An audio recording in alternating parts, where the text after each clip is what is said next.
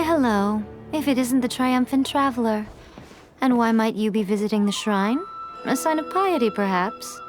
You literally told us to come meet you here! I was just joking. I've been waiting for you. Seems like someone's in a pretty good mood. Mm-hmm. Catching up with an old friend I hadn't seen in years was truly delightful. By the way, I heard that you had a duel before the throne, with a Fatui Harbinger no less. Courageous and astute. I must say, I am most impressed.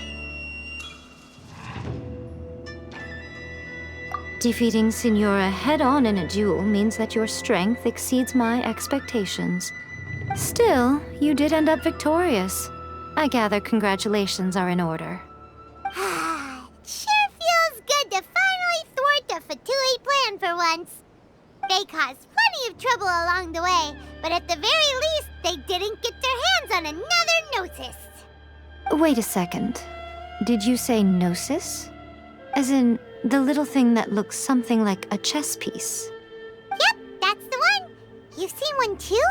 Gnosis belong to the Seven. They're what keep them connected to Celestia. Oh. What's wrong? I handed that over. You did what now? Well, how else was I supposed to save your skin from the balladeer exactly?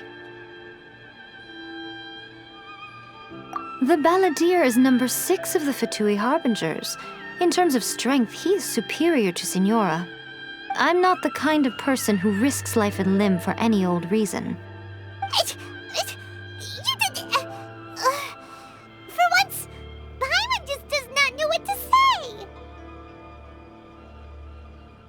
After A created her puppet vessel, she no longer had anywhere to put it. As her erstwhile closest friend, A handed it over to me, and I've kept it in the Grand Narukami Shrine ever since. She no longer needs the power of the Gnosis, and in any case, she tells me she has severed ties with Celestia. Thus the Gnosis became not only useless, but also a potential source of conflict. Is that not a good bargain, exchanging it for the one at the core of the plan? Judging by the results, at least, I dare say I struck a good deal. When you put it like that, Paimon has to agree. The Traveler is worth more than a Gnosis.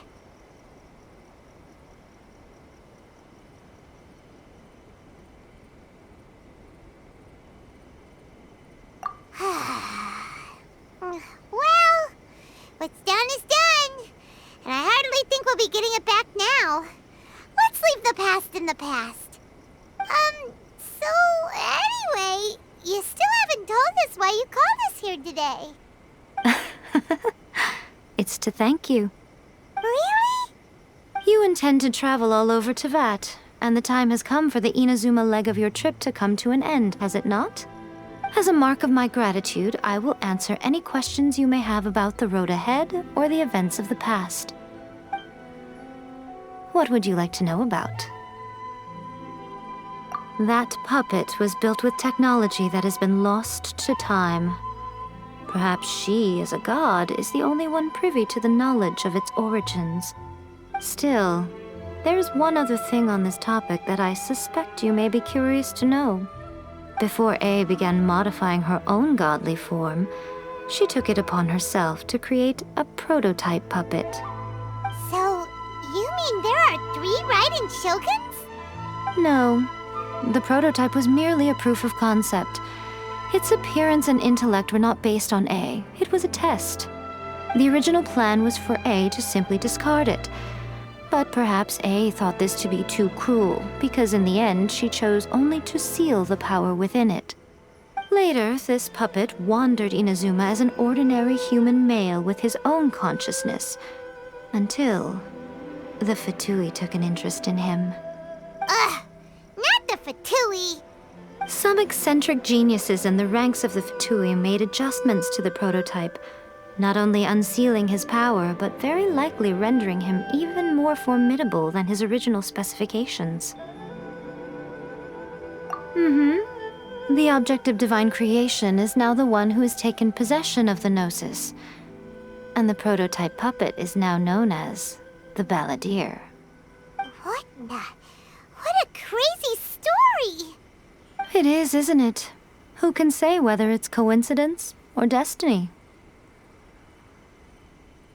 I'm surprised an outlander like you is aware that there was once a change of Electro Archon. Few citizens of Inazuma are aware of this. Morax told us.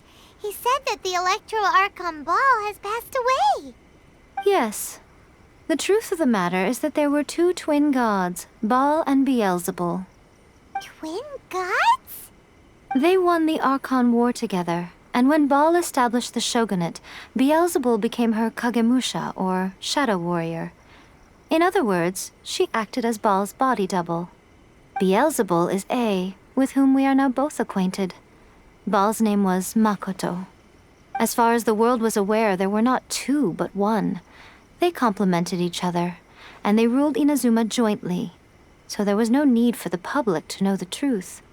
In fact, the name Baal and the title of Raiden Shogun was understood to refer to both of them. Right up until... Until what? Makoto died several hundred years ago in a war that I was not personally involved in. Since then, A has assumed the shogunate. Losing her sister must have been super hard on A.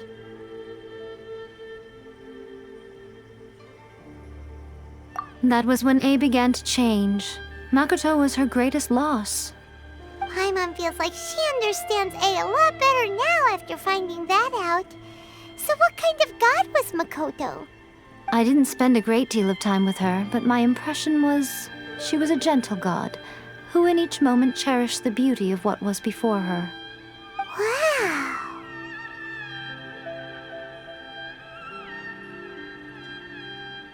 Sorry, I haven't a clue. I'm also unfamiliar with the god you describe. But if you still have doubts about A, I would say they are misplaced. Not only does she not fit your description, but she voluntarily gave up her gnosis long ago, severing her ties with Celestia in the process. That's good to hear. Otherwise, given that I'm her familiar, it could have made our relationship rather awkward, don't you think? Don't worry, we aren't looking to pick a fight with you. I wish you the best of luck. May you soon discover the truth behind it all. As for your sister's whereabouts, I will use all the resources at my disposal to investigate it, and I will also borrow some of Ayato's people from the Shiumatsuban. I'll let you know if I find out anything. Consider it part of my means of thanking you.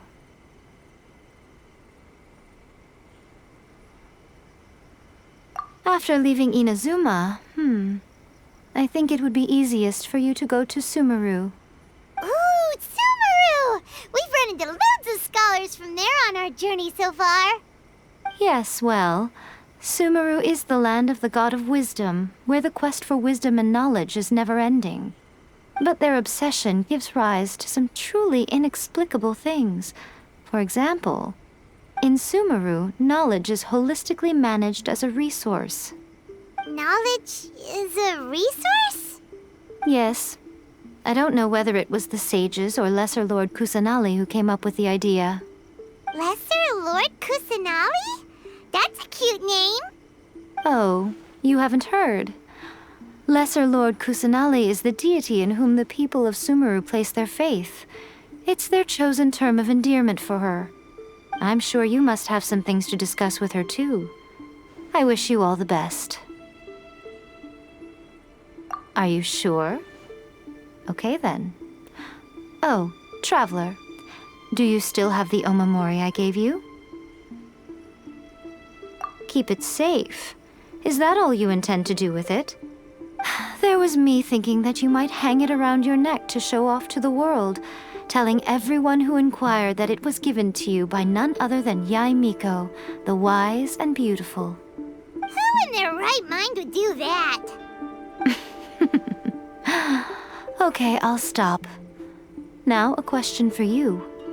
Traveler, what is your ambition? I see.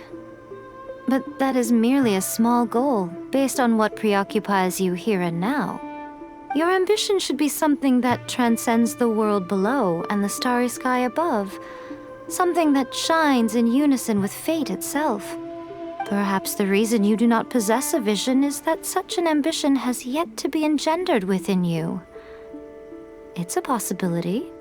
Continue on your journey, and maybe that moment will come to pass. See that he stays safe.